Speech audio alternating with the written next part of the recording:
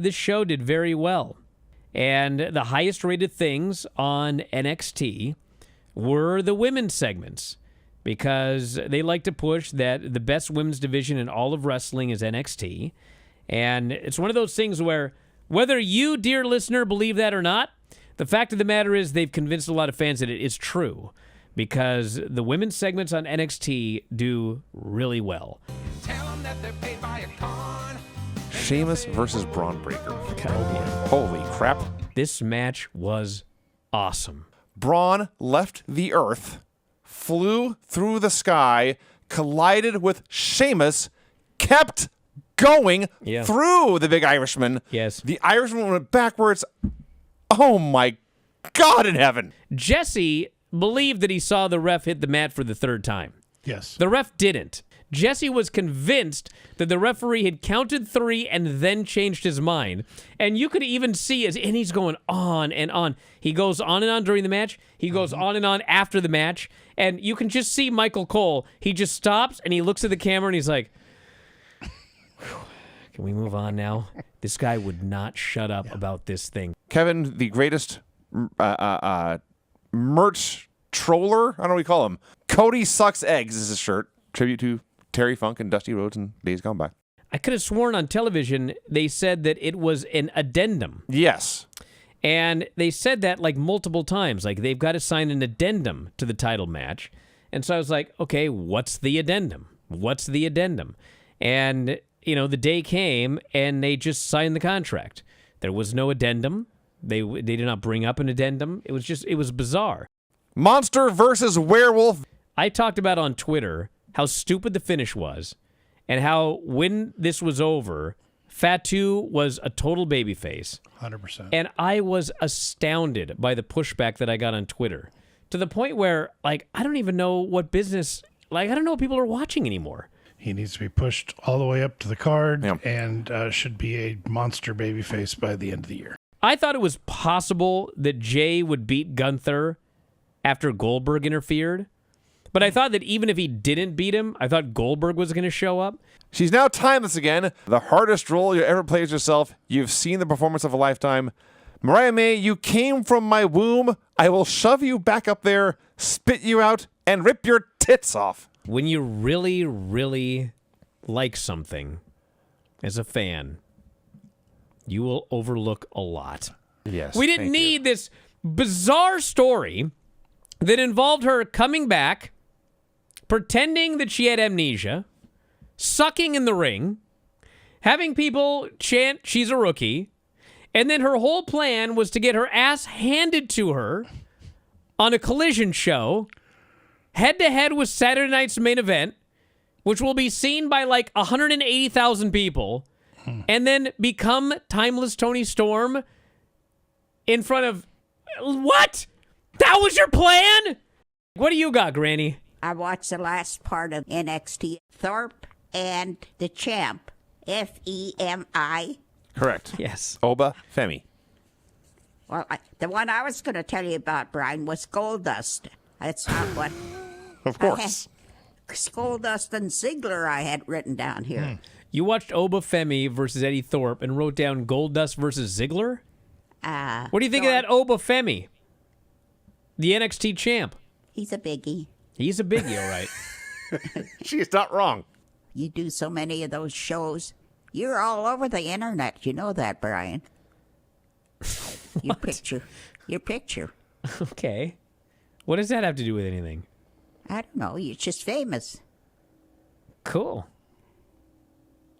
Okay, I'm done. All right. Well, we'll see you next time, okay? Okay. All right. See you later, Grant. Oh, God. Based on 5 minutes of quick Googling, for the very first time, Ricky Morton and Robert Gibson wrestled a match against Dennis Condrey and Bobby Eaton. We're getting head scissors and hurricane ranas in 1984. Women are jumping up and down with glee. Men are jumping up and down with glee. They're going a million miles an hour.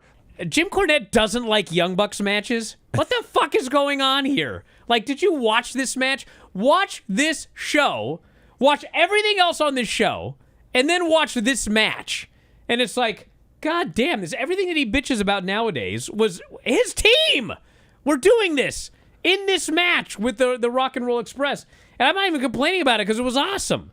But it's just an incredible, incredible irony. And we open right away with Will Ospreay versus Brian Cage. Don Callis comes out with his crew, shows in the big screen that Kenny Omega has been laid out. He's laying on the ground, dead. He's been beaten unmercifully. And Don Callis points at the screen and then he goes, ha, ha, ha, ha, ha. It's the most diabolical, villain laugh you've ever heard. I was dying. I believe Hobbs was there. I think they claimed he wasn't allowed to fly, but I think he was actually there. This doctor's like, Hobbs, you're not cleared. So they had to get rid of the Hobbs and Big Bill Brawl and everything that was related to that. And so when we get to the end of the show, when they have 15 video segments in a row, video recaps and replays, that wasn't because we've been complaining that they need more replays. It was because they needed to fill time. Claudio Castagnoli versus Jeff Jarrett. They had a 1980s Alabama match, actually, here in Huntsville. You know that Jeff Jarrett, he can still throw a hell of a punch. But other than that, I was not impressed by Jarrett. It's Ricochet Air Fox. Air Fox gets 1,000 near falls on this guy. He has never, ever won on Dynamite or Collision. And he is going back and forth with Ricochet and looking the more impressive of the two before Ricochet wins. I wouldn't book like this. But the people enjoyed the match, so I guess that's cool. Mariah just blows the whole thing off. None of this is real. Toni Storm is not real. And then she lays out all the reasons, and they're good ones, why she should not be afraid of Toni Storm. She's not bothered. She's not scared. She's not threatened. She's not intimidated. She's not gotten to by Timeless Toni at all. She didn't care. I've been trying to tell you guys about these Mariah May promos, and they suck. Yuka Sakazaki versus Mercedes Moné. Not only did no one think Yuka could win, but it was clear in this particular town they had absolutely no idea who she was. Yeah. Well, that was a show that happened. Yeah. It felt more like a Collision than a Dynamite. I do not have any strong feelings about it one way or the other on the whole. Julia comes out, gets full entrance to her music. She's the NXT champion. Bayley comes out, big star, gets her own entrance. She comes out. Roxanne and Cora come out as a team, as one, which is fine, but they played Cora Jade's music. That right there tells me Roxanne is just about out the door. And they're just trying to get everything they can to get Cora over now. This match was all action. Actually very, very good. This show did very well. And the highest rated things on NXT were the women's segments, because they like to push that the best women's division in all of wrestling is NXT. And it's one of those things where, whether you, dear listener, believe that or not, the fact of the matter is they've convinced a lot of fans that it is true, because the women's segments on NXT do really well. And the women's segments on the main roster do well also. The Grayson Waller effect in the ring. What a segment this was. I'm not sure there's a show I have more fun watching than NXT. It's not always positive, but I enjoyed. This was just this was one of those segments that just went fucking off the rails, and everyone just went with it. The crowd loves Theory, hates Grayson, don't want to cheer or boo for both of them. They've even chanted, "Turn on Grayson." Yes. Turn on Grayson. Theory just loses it, and he looks around, and he's laughing, and then Grayson's like, "You want me to turn? I'll turn on him," and he turns his back. He does the Joe Henry turn, yeah. Yes. Now, Izzy Dame, when they put this on the big screen, I swear to God, the fans start chanting Tiffy time. Didn't notice that. Yes. Yeah. Because they thought Izzy Dame was Tiffany Stratton. And it wasn't until the interview was halfway over they figured out, holy shit, that's Izzy Dame.